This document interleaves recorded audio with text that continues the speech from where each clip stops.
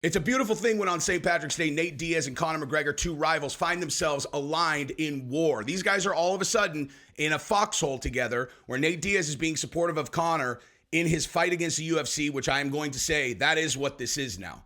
After Conor did an interview, which we're going to watch in this video also. In this interview right here, which I will definitely make a statement on the front side, it looks like Conor may have been in the mood to talk a little bit more than he would have under normal circumstances. And I lose interest and stop training for a while. Not stop training, I always train, but stop full training and drinking a little bit. If he had gotten a little bit more sleep in the last few days. And here's the reality of Conor McGregor's situation. He is so famous and he has microphones put in front of him so much. Like this, he's getting interviewed right now about a movie. And he ends up talking about his situation with the UFC because, of course, people are going to ask him about it. Anyway, so that's what we're going to do. Go ahead and subscribe to the channel if you haven't yet. Oh, also. So I did this video about Diego Sanchez's Josh Fabia this week. Why don't you finally come on camera, since there wouldn't be any of this fucking Diego brand or any awareness that he even exists if it wasn't for us recording everything. Let's not acknowledge that. What? That's why I hadn't uploaded in a few days. I wanted everyone to see that video before I upload it again. If you haven't seen it, go watch it. The thumbnail is Shocking Crime, I believe it says. And it shows, it's a videotape of Joshua Fabia extorting Diego Sanchez out of $100,000. It's on tape. I now just got an additional treasure trove of evidence on this kid.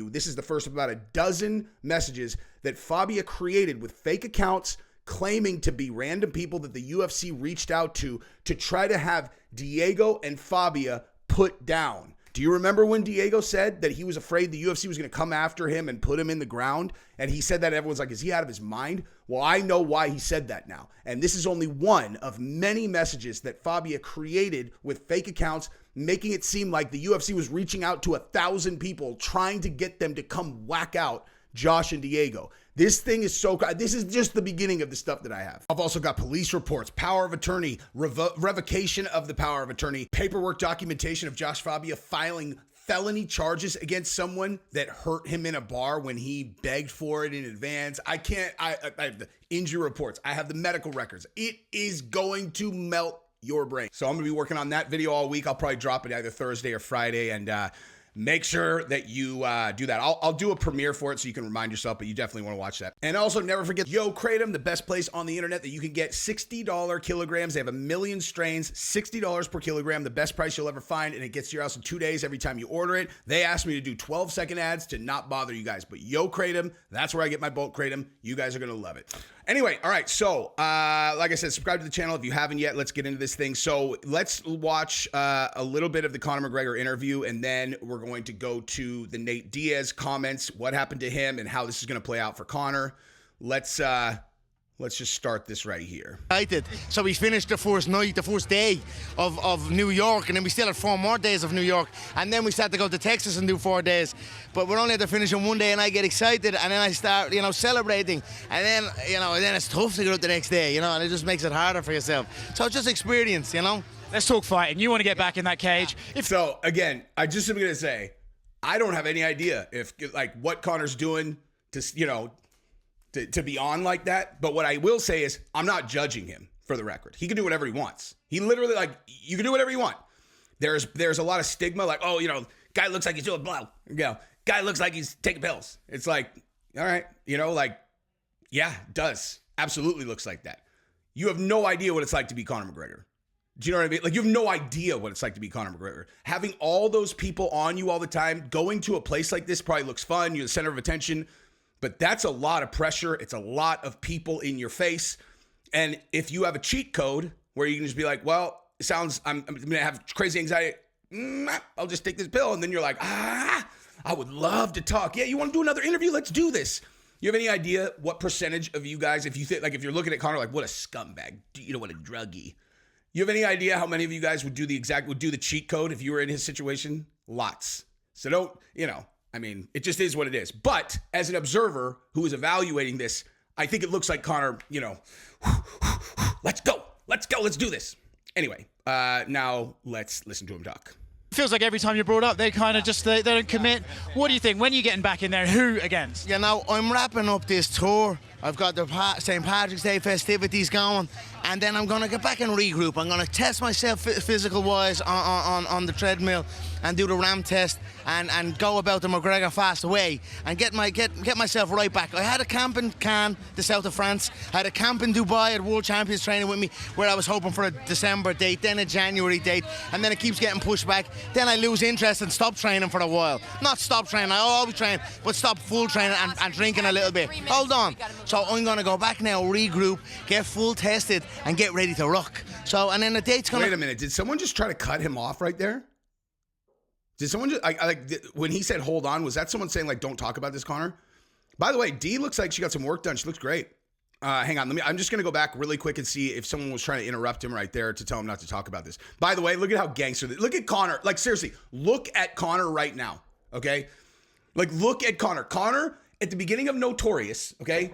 At the beginning of the movie Notorious, Conor is on welfare, having just quit a plumber's job, okay? Look at him right now. Look at his coat. He's got these two dudes right here with umbrellas. They're holding an umbrella for him. You remember in Notorious, he's like, you know you made it when you got a motherfucker holding an umbrella for you. Now he's got two. He's the star of a new movie with Jake Gyllenhaal. Like, you want to talk about visualize your reality, make it true. Look at this. Like, look at him. This is exactly what he visualized. He wanted to be a kingpin. He wanted to transcend the UFC, and he's done that. That is costing him now in terms of being able to fight, though. He's too valuable, he's too rich, and he's getting shelved. Bottom line. Ultimately the UFC is shelving him right now on purpose because they have the contractual ability to do that, and that's going to be the main thing that we're going to talk about when we get into how can you learn from this. Nate Diaz, right? His former rival said this about this, and then we're going to talk about what it means.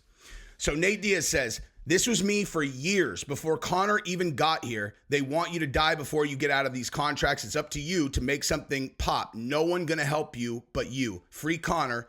It's at St. Paddy's Day in this bitch. Here's what I would say about this, right? So Nate Diaz, he wanted out of his contract, right? Nate wanted out. And so what did the UFC do? They just wouldn't fight him because he had one fight left. They just wouldn't fight him. Wouldn't give him a date. And the only reason they ended up giving him a date is because someone alerted someone alerted the public to the fact that Nate had a sunset clause in October. As far as I know, Nate may have been unaware of that because it was the same day that publicly it was like Nate has a sunset clause that they announced the Hamzat versus Nate fight have been verbally agreed to, you know. And I've talked about that ad nauseum. There's no reason to go through that again. But with Conor clearly wants to box Manny Pacquiao. Conor very clearly wants to do that. He only has 2 fights left on his deal. And so the UFC is locked in a very contentious, I wouldn't know contentious because, Conor's not saying anything negative about the UFC. UFC's not saying anything negative about Conor, but they are, Conor is like, I want to fight. And the UFC is like, I don't know, man. He's just too rich. I don't know. Who knows if he'll ever come back? And you know exactly what they're doing. They are letting Conor know that they don't need him. Like, they don't need him. But what they are betraying, right? Because it's all about leverage. Like, this whole thing is all leverage, right? The reason Conor is like, oh, I'm training for this date and he's not getting a fight is because he will get that date as long as he signs a new contract. And this is where the devil in the details is, right here. So think about this, okay? In any negotiation of this type, where you're talking about an asset, whether it's human or otherwise, you have 2 ways of evaluating the value of that asset. You have, number one, what is the positive impact on your business going to be if you are able to secure this deal, exclusive deal with said asset, right? So if we get this, what are our projected numbers? How is this going to positively impact the business? And the other side is, if we don't get him or the asset and someone else gets him, what is the potential damage to us in terms of the positive impact for them, the potential market share risk that we have against our company in the event that they were able to beat us in this deal? And that right there, that's where the devil is, I guarantee. When they're doing the Conor thing, the UFC wants to lock Conor in for life, okay? That is their goal, and I guarantee you that what Conor is asking for is, I'm sure it has to do with money or whatever, but I bet you that one of the major sticking points has to do with how long the UFC can lock Conor in for versus, whatever he's asking for, which probably gives him the ability to potentially box Manny Pacquiao. And like with Conor, so I know for sure that when Francis he wanted it guaranteed that he would be allowed to try to chase boxing. And, they're writing it up in ways that were like, if this, then we do this, if this, so I've heard anyway, that it was like, okay, if this and this, but ultimately what the contract actually said was we don't ever have to let him. Like, we have written this contractually in a way that it sounds like if this, then we'll let you box. But ultimately, you can write anything into a contract, anything, right? We'll do this, and this. And you can nullify all of that language with a single sentence that says something like, oh, and the verbiage in this clause supersedes all others. So you could actually read in a contract something that says, on this date, you'll be able to blah, blah, blah. And if later in the contract, it says the terms here supersede all others, and it says something like all discretionary decisions related to blah, blah, blah, blah belong to UFC and Endeavor. And boom, you have nothing in writing, literally nothing. And this is a point that I want to make really quick before we come back to the Nate thing is this. If I say that there is one lesson to take from this situation, and I'm not saying that Conor and the UFC are arch enemies. This is just the nature of this business. But when you are entering into a business deal, okay, like if any business deal at all, okay, if it's important, you should do this no matter what. But really, if it's important, it's going to impact your life and your career. I cannot stress this enough. The way that you evaluate a contract is you look at it and you think, how would my worst enemy use this against me? That is the only way to do it. I'm talking like there's no second answer. That is the way that you evaluate contracts. Is you read the language and you assume that the person on the other side of the agreement is a nefarious actor that is going to twist things and do it dirty as possible, the worst possible way that this contract could be used against you. That is how you evaluate it. And that's how you redline it. Okay, I don't know if if you haven't ever gone through a contract negotiation, redlining means that you get the contract and then you strike language that you want removed. So you'll get a draft and you and your attorney will go through it and you'll redline and you'll put in how you would prefer it to be written. So if he does this, there will be a 6-month extension on the contract, and you strike that out and you say we agreed to 60 days or whatever. That's a very rudimentary example, but you strike through the language and you write what you want. And you send that back, and their counsel will either accept the changes, right? Or they will propose new terms, or they'll explain why the original language has to be in the contract. That is the negotiation process, right? You have some basic things you agree to, and then you get into the devil in the details. And I use that term exactly, devil, because you have to assume that your worst enemy is going to use that document against you. Okay? And so the reason that that's important, again, is because that is going to be the devil in this deal. Is Conor ever going to be able to be external to the UFC and fight on his own without their involvement? The UFC's number one goal is that cannot happen. And if you don't understand why, then you do not understand this business. Like literally, if when I say Conor poses the biggest threat to the UFC that they've had in a very long, outside of obviously, whatever this class action is and all that stuff, just forget about that. But I'm saying like a fighter becoming a free agent, a UFC fighter becoming a free agent. Now they lost Nate for a little while. Nate wants back. They lost Francis and, they whatever. Those are very different from Conor. If Conor somehow became an unrestricted free agent, I can't really imagine what that ends up looking like. And I'm talking about how much money he'll make, number one, because to an organization that has endless money like the Saudis, they can pay him whatever, right? They can pay him whatever they want. And that changes things in a huge, huge, huge, huge way. Number two is, what does the industry look like after that? Because you can build an organization around Conor. He's that big of a star, for real, dude. Like, he is that big of a star. You could actually take a competitor, let's say PFL as an example, if someone infused them $300 million just to sign Conor, like, that changes everything. Everyone is going to watch him fight. You can say that you won't, but you will. UFC knows this, right? So I just wish that I knew what a sunset clause date was. I just, because as soon as it starts coming up on the sunset, because right now the UFC is playing, oh, well, we don't need him. And it's like, yeah, you're right. You don't need him, but you do need him to not go anywhere else, right? Because that's the game they're playing. Dana's saying we don't need him. I mean, that's what he's saying when he says, listen, he's so rich, I don't even know if he's going to come back. Because when he's, behind the scenes, Dana's saying, yeah, of course you can have a fight. You just need to sign this new deal. And that's the reality of the situation. Anyone who speaks publicly about this, Dana or Conor, is giving you part of the story. Dana says, listen, man, he's so rich, who knows if he's even ever going to fight.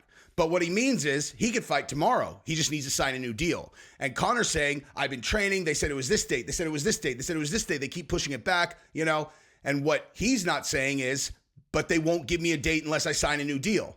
And we have proposed terms to the UFC and they're not responding to us. Based on the things that these guys have said back and forth, that's my impression, is that Conor and them have proposed terms back and they're not hearing anything from UFC because part of a contract negotiation is to appear like you have a lack of interest. And the UFC does have a lack of interest, but only because that means his sunset clause is not creeping up. The second that his sunset clause gets within striking distance where Conor could start talking to another organization and planning an event around his subsequent free agency, that's when things are going to get real serious. Now, I don't even know if Conor has a sunset clause. Honestly, I don't. I would assume that he does, but I don't know. But assuming that Conor does have a sunset clause, as soon as this starts coming up on the date, that's when things are going to get real heated and they're going to get a deal done because Conor wants to be in the UFC and the UFC wants to lock Conor down permanently, but the UFC is not going to allow Conor to become an unrestricted free agent without a really serious fight for him. And I don't mean like a legal fight. I mean like they're going to offer him something that's, substantial and is going to, these two, they are going to have to make concessions on both sides. Just bottom line, dude. Like and I'm not educating any of these guys. These guys are all, more seasoned than I am with this stuff.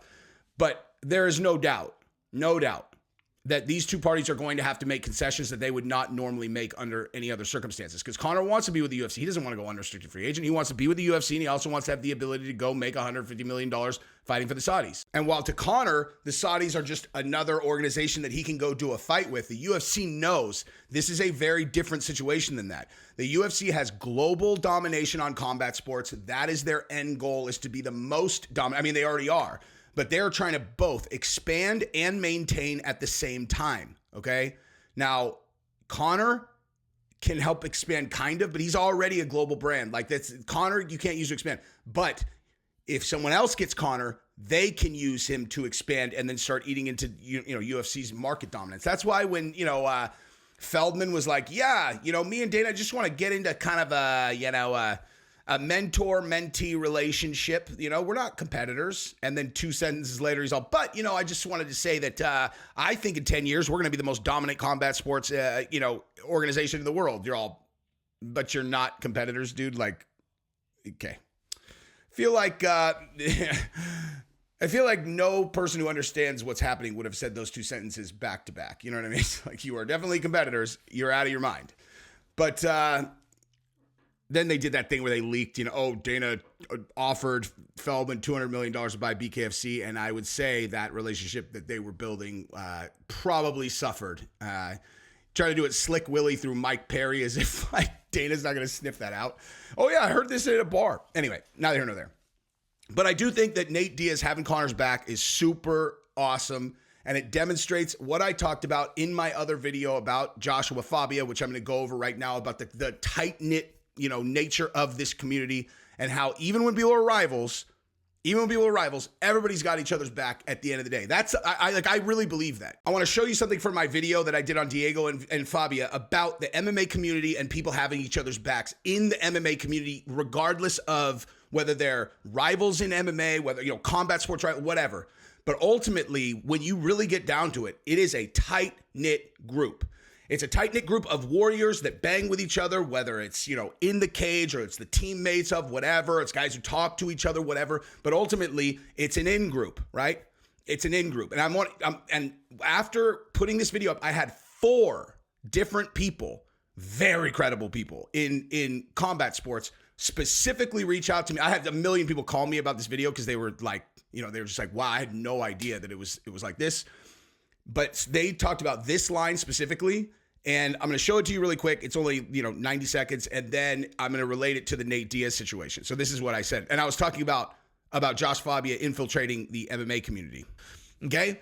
And what happened is he jumped on Diego's back. He would have never been able to get into a community like ours, ever. He jumped on Diego's back and walked into a community where the people, in terms of your average street smarts, is probably the highest of any professional community that you could ever be in. If you're looking for people who can sniff bullshit, okay, from 10,000 miles away, and that's a concern for you, like if you are bullshit and you want to keep your facade up, the last place that you should want to make yourself visible is in combat sports, because we'll fucking sniff you out in 1 second, a millisecond, less than a second. Before you even fucking talk, we've sniffed you out.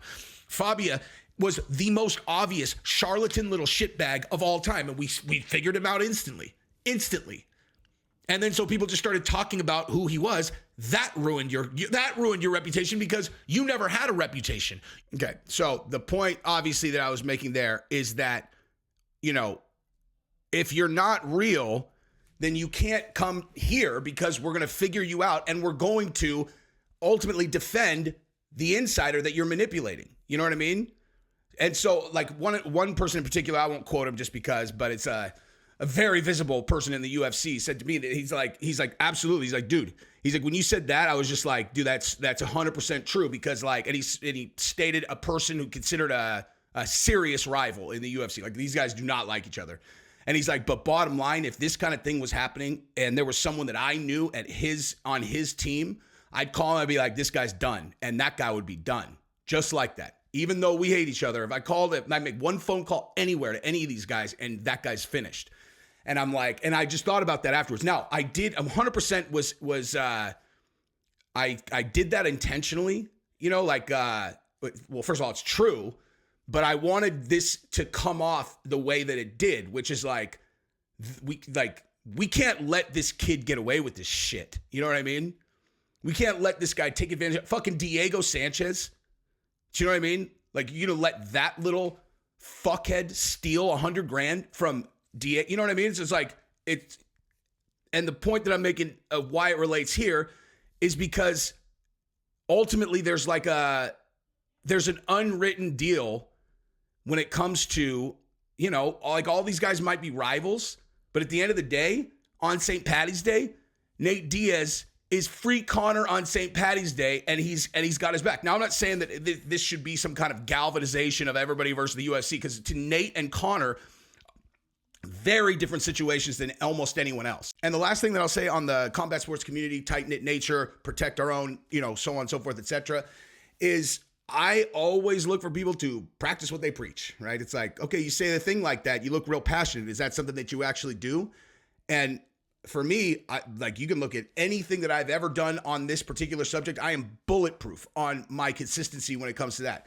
Well, I don't know if it started, but certainly a good example would be when these guys were attacking Schaub, a couple of years ago, where these external podcasts were all coming after Schaub. And I'm like, no. And they're making fun of him over his heavyweight UFC record.